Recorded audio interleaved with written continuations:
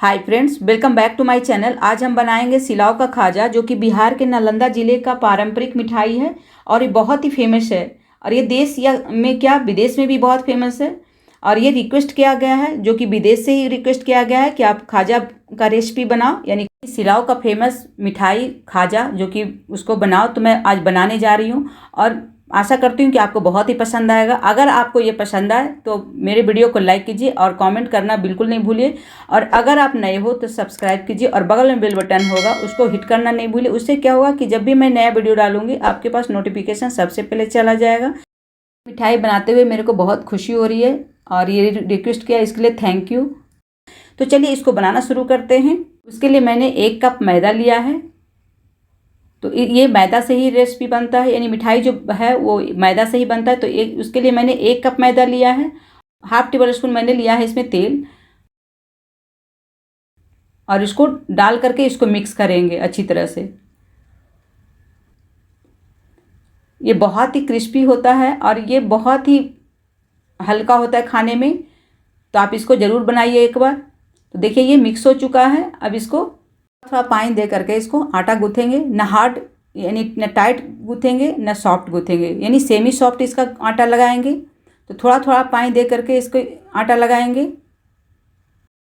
और इसको आटा लगाने के बाद 2-3 मिनट तक इसको गूँथेंगे, ताकि इसका जो खाजा हो हल्का हो।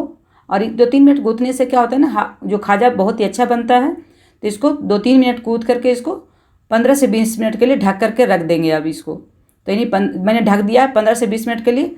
अब इसको तब तक मैं इसका साटा बना लेती हूँ। तो क्या है, जो हलवाई जो बनाते हैं ना, तो साटा डालडा डालते हैं, तो मैं इसमें घी डाल रही हूँ। आप डालडा भी ले सकते हैं और इसमें आप तेल और घी दोनों मिक्स करके भी ले सकते हैं। तो मैंने केवल घी लिया है 4 टेबल स्पून, और इसमें हाफ कप मैदा डाल देंगे। और इसको तो देखिए मैंने हाफ कप मैदा लिया और उसको भूनेंगे।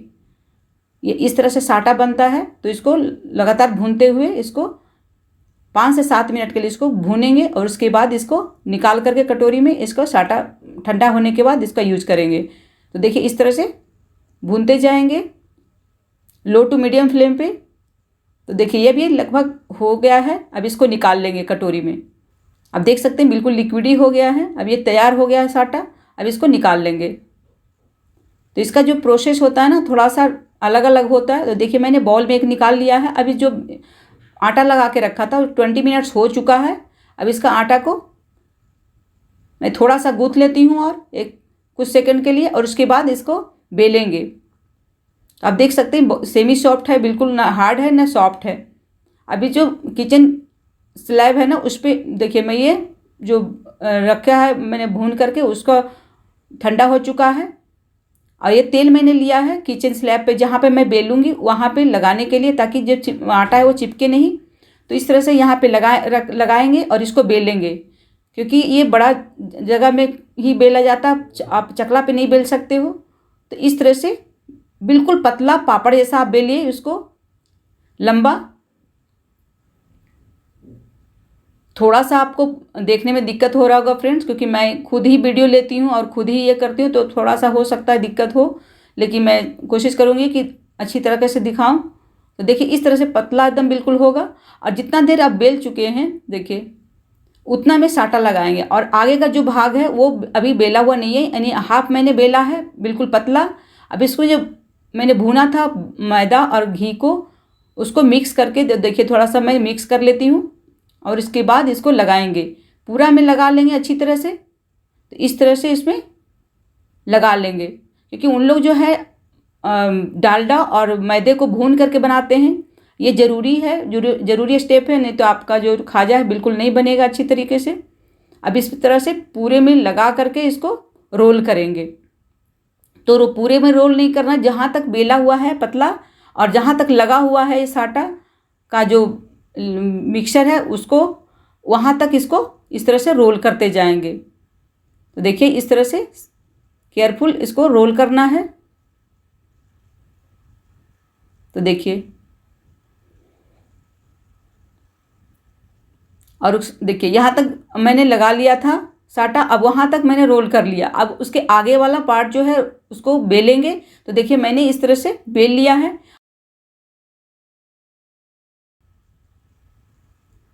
अभी जो बाकी बचे जो बेला हुआ पार्ट है उसमें लगा लेंगे। जो साटा बनाया था उसको लगा करके फिर जैसे रोल किया था पहले वैसे ही रोल कर लेना है। तो देखिए अभी इधर लगा लिया मैंने, अब इसको रोल कर लेंगे। तो इस तरह से दबाते हुए पूरे को मैंने रोल कर लिया है।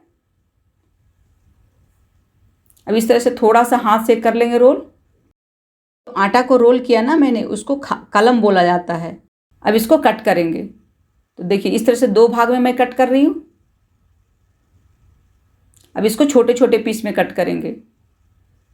तो देखिए इतना बड़ा पार्ट एक निकल गया, कट चुका है। अब इस तरह से सारे पीस को मैं कट कर लेती हूँ, क्योंकि इस छोटे छोटे पीस में कट गया है ना, उसको फिर बेलेंगे, क्योंकि कई ये लेयर में हो चुका है। अब इसका जो एक मैं और पीस कट कर लेती हूँ, जो साइड का उसको हटा देते हैं। अब इसका भी ये जो है कट कर देती हूँ साइड वाला। अब इसको इस तरह से पीस कट करके प्लेट में आप रख लीजिए और फिर अलग बेलते जाइए। तो देखिए मैंने सारे को कट कर लिया। अब इस तरह से प्लेट में रख लेते हैं, उसके बाद बेलेंगे। अब इसको किचन स्लैब पे ही बेलेंगे, या तो आप चॉपिंग बोर्ड पे किसी पे, क्योंकि छोटा है तब इसको चॉपिंग बोर्ड पे बेल लेते हैं ताकि आपको भी देखने में दिक्कत ना हो। अब इस देखिए छोटा सा पार्ट को इस तरह से इतना लंबा और पतला करेंगे।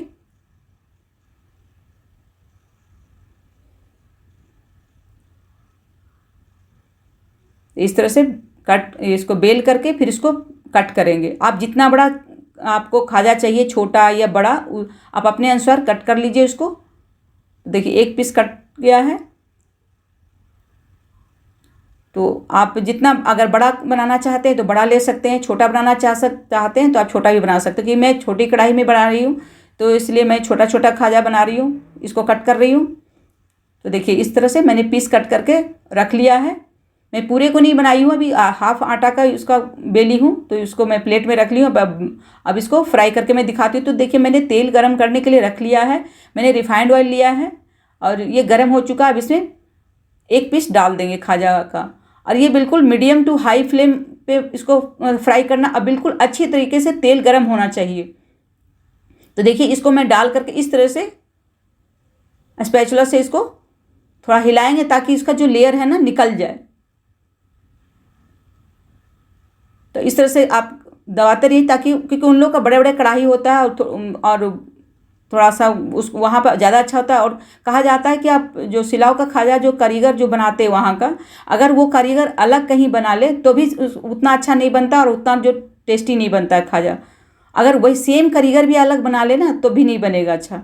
आप वहाँ का तो आप ये कर ही नहीं सकते हो कि अलग कोई बनाया तो एकदम सेम टू सेम हो जाए। तो देखिए एक पीस मैंने बना लिया है। अभी इस तरह से छलनी रख लिया है और नीचे बॉल के ऊपर, ताकि जो एक्स्ट्रा तेल हो नीचे गिर जाए, और उसके ऊपर निकाल के रख लेंगे। एक पीस मैंने तल लिया। अब दूसरा पीस मैं डाल करके दिखा देती हूँ। देखिए इस तरह से ठीक है। अब देखिए कितना बड़ा हो जाएगा, यानी जब फ्राई होगा तो कितना लेयर निकल करके कितना बड़ा फूल करके हो जाएगा। तो देखिए इस तरह से इसको फ्राई करते जाएंगे और इसको प्रेस कर देख सकते हैं कितना अच्छा लेयर आया है। तो देखिए कितना पतला था और कितना ये बड़ा होकर के फ्राई होकर के हो चुका है। अब इसको थोड़ा सा क्रिस्पी कर लेंगे। इसको जलाना नहीं है। अगर थोड़ा सा आपका अगर जल रहा हो तो थोड़ा सा कम कर दीजिए, उसके बाद फिर आप फ्लेम को हाई कर दीजिए, मतलब मीडियम टू हाई कर दीजिए। तो देखिए फ्रेंड्स कितना अच्छा लेयर आया है, आप देख सकते हो। मैंने कितना पतला पीस डाला था और देखिए कितना अच्छा लेयर आया है ये। अब देखिए ये भी फ्राई हो गया है। अब इसको निकाल लेंगे। देखिए अब इसको निकाल लेते हैं उसी छन्नी पे, ताकि एक्स्ट्रा तेल उसी में निकल जाए।